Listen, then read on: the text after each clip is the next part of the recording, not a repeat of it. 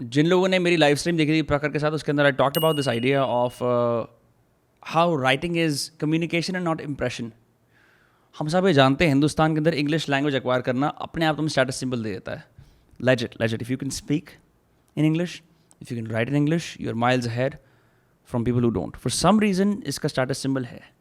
And while it's a great language to acquire, universally it will help you.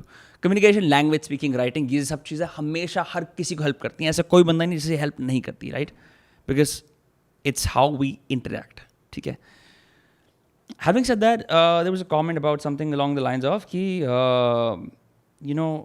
I get the idea of कि तुम्हें sharply लिखना चाहिए, कम से कम sentences लिखने चाहिए, communicate करना चाहिए, impress नहीं करना चाहिए.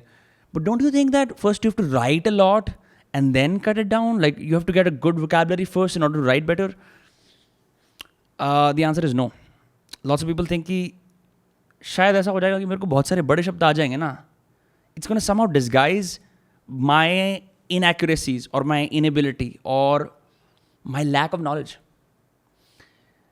Sorry, Shashi Tharoor is fooling you, like straight up. वो ऐसा कुछ नहीं कर रहा है. He's just using these grand words and the Indian media has sprung onto it as, a perfect idea of English. ऐसा नहीं है.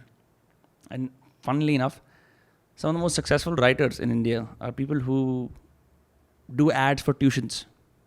FitG, what's the other word? NIFT, Vidya Mandir classes. Straight up, हम ये देते हैं, हम ये देते हैं, हम ये देते हैं, हम ये गारंटी करते हैं. Solid conversions, कोई सीन ही नहीं है, right? But when communication becomes sort of dreamy, right? And I have done a lot of dreamy communication, बहुत सारे dreamy writing करी, I've written poetry and stuff. It's in a more personal sort of reflective space.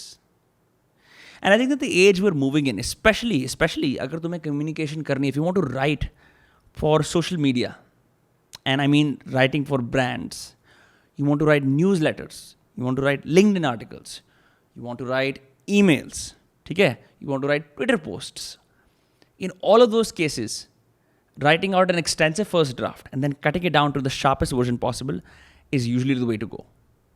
Because we don't live in the age where we have time to read Shakespeare's sonnets. Like happily, मैं ये चाहता हूँ कि Shakespeare का जो original play है ना, someone explains to me in simple English and I learn it and move on. I mean, sure, there's a whole argument to be made about कि नहीं, you should slowly read books and digest them.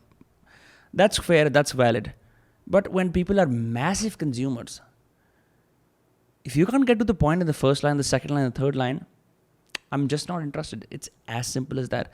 It's a painful thing because it fucks people up. Like, oh shit. So I can't do these long ramblings. I can't talk about my dreamy imagination. Sure. Like I said, there's a place for that. But when you want to like professionally pursue this, right? And I'm only saying this based on the aggregation of advice I've learned from other writers. I've written professionally, right? But other people have written far more than I have. उन्होंने भी मेरे को ये बोला है.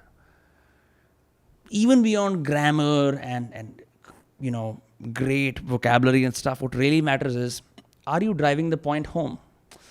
अगर मेरा point ये है as an advertising executive that this ad which has my copy on it, copy as in जो text होता है ना, that this makes sales, क्योंकि मेरे को कंपनी ने बोला है कि we want this ad to make sales. But अगर मैं उस ad के माध्यम से I'm trying to impress a chick, like look what a great line I've written, I failed, right? Because the objective is not met. So increasingly, there is a distinction between the writing you do for yourself, which usually doesn't have उसमें कोई इतना खास objective नहीं होता. It's mostly about figuring out who you are, having a conversation with yourself, sharpening your thinking. All of that happens in private, right?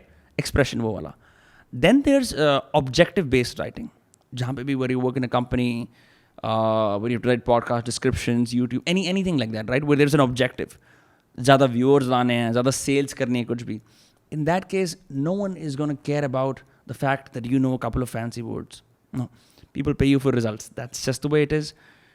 Lots of ghostwriters have taught me this. Lots of professors have taught me this. I don't know what else to tell you. Keep the imaginary, dreamy stuff for your journals. If you're trying to be a serious writer, write the shortest sentence possible and get the fuck out. That's it. I don't know what else to say. That's it. That's what I do. And the people who are asking me कि तुम्हारी writing कहाँ पे है, I'm gonna start uploading it soon. I haven't for a reason. But you can check out all my other writing. It's all over the place, literally on LinkedIn, Twitter, Instagram, captions, wherever. I mean, I keep writing, right? तो इसका ये मतलब नहीं है कि just because I don't have a conventional article out doesn't mean I'm not writing. You can check that out. You can see I don't waste words. That's it. That's it. Nothing else. Writing is not impression. It's communication. You're not being paid to impress your friends or that chick or impress yourself. Oh my God, मैं कितना महान हूँ. मैंने क्या sentence लिखा है? नहीं. That's all for today's video. Write sharply, my friends. Keep the dreamy stuff for your novels and journals.